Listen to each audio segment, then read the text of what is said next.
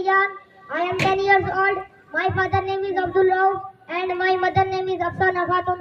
I have one sister. My district is Madhubani, but I live in Jalandhar city. I read in Madrasa Jamia Rahmania and Daria Ta'alim al-Quran. My Arabic Urdu Farsi teacher is Mufti Saifullah Rahmani and Hindi math teacher is called Zahid Rahmani and English teacher is Mr. Sharanjit Singh and my Punjabi teacher is Srimati Shakshi Devi. I want to become a doctor. Alhamdulillah wa kafa wa salamu ala ibadihi alladhina istafa amma ba'd. Faqad qala an-nabiy sallallahu alayhi wa sallam man tazawwaja imra'atan liziha lam yajidillahu illa lillah wa man tazawwajaha limaliha lam yajidillahu illa faqran aw ila akhirihi kama qala alayhi salatu wa salam. میرے پیارے دوستو، اس وقت میرا موضوع ہے سخن ہمارے معاشرے کا نسل جس نے زندگی کی بنیادوں کو ہلا کر رکھ دیا، سینکڑوں ہزاروں گھروں کو تباہ و برباد کر دیا اور کتنے جذباتوں کو مسل کر رکھ دیا۔ یہ وہ بیماری ہے جسے آپ جہل کے نام سے یاد کرتے ہیں۔ میں نے خطبہ کے بعد ایک حدیث شریف پڑھی ہے، اس میں حضور پر نور محمد عربی صلی اللہ علیہ وسلم کا پاک ارشاد ہے کہ جو شخص عزت حاصل کرنے کے لیے شادی کرے گا تو رب جلال ایسے شخص کو ذلت کے سوا کچھ نہ دیں گے، اور جو شخص مال کے لالچ میں شادی کرے گا تو اس کو فقر و فاقہ اور تنگ دستی کے سوا کچھ نصیب نہ ہوگا۔ اسلام کے پاس بانو، آج ہندوستان کے اندر اور خاص طور سے ہمارے معاشرے میں جہیز ایک ایسا ناصر بن گیا ہے جو ایٹمی ہتھیار سے بھی زیادہ خطرناک اور مہلک ثابت ہوتا جا رہا ہے۔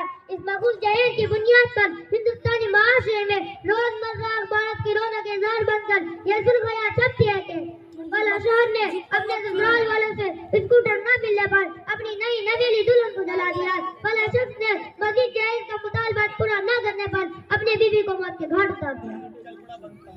عجب معاشرہ ہے حضرات، دیکھیے عجب معاشرہ ہے حضرات، دیکھیے داماد مانگتا ہے خیرات، دیکھیے۔ پیارے دوستو، اخبارات کی سرخیاں ابھی غیر قومی کے بارے میں نظر آتی تھی، مگر افسوس تجسس کے رفتہ رفتہ ہمارے اسلامی معاشرے کے اندر بھی وبا پھیل چکے ہیں۔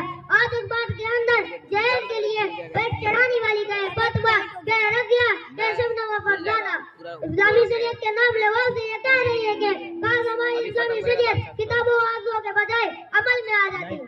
پیارے دوستو اور اسلام کے نوجوانوں، اور رب جلال کی جانب سے عطا کرتا وہ حسین تحفہ جس نے انسانی زندگی کی رہنمائی کو بخشی، اسی عورت کے دم سے نظارے میں خوبصورتی پیدا ہوئی، اسی معصوم علی نے حضرت آدم علیہ السلام کی زندگی سے خوف و وحشت کو دور کیا، مگر ان تمام باتوں کے باوجود ظلم و ستم کے تاریخ شاہد ہے کہ اس تاریخانے میں جتنے بھی مظالم برپا ہوئے ہیں ان میں زیادہ تر صنف نازکی پر کیے گئے ہیں۔ اس بے رحم سماج نے عورت کو جس نظر سے دیکھا ہے وہ نہایت قابل مذمت ہے۔ تاریخ عالم ان دردناک واقعات سے بھری پڑی ہے۔ کبھی حضرت مریم کو دنیا والوں نے منہ کر کے جنگلوں میں خاک جاننے پر مجبور کر دیا، تو کبھی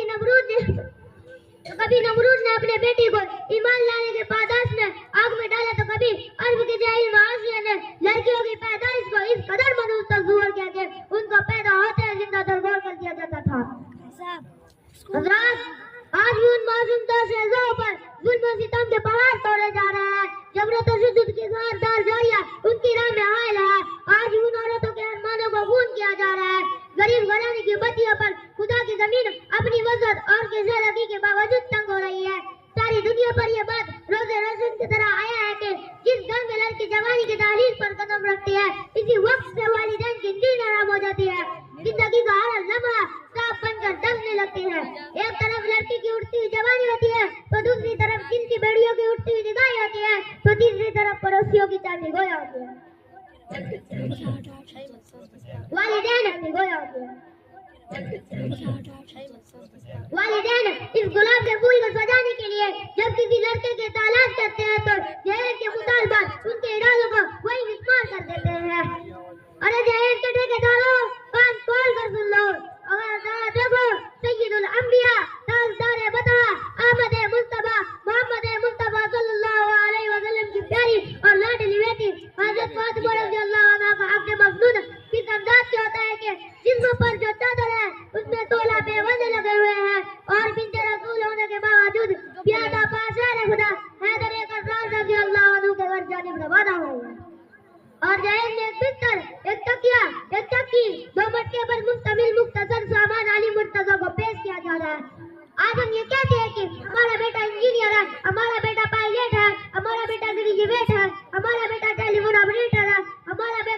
عرب میں رہتا ہے، اسی لیے جہیز میں جہاز چاہیے۔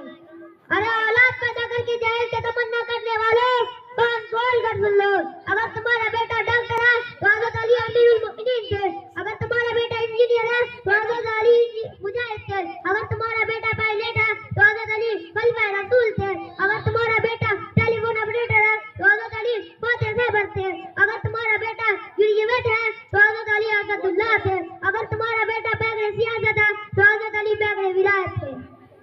حضرات آئیے ہم سب مل کر اس بات کو عہد کریں کہ اس جہیز جیسے ملعون رسم کو مٹا کر دم لیں گے، یہ سنگرا جو آئل ہے رستے سے ہٹا کر دم لیں گے، ہم پھول بھی ہے تلوار بھی ہے باطل کو مٹا کر دم لیں گے۔ وما علینا الا البلاغ۔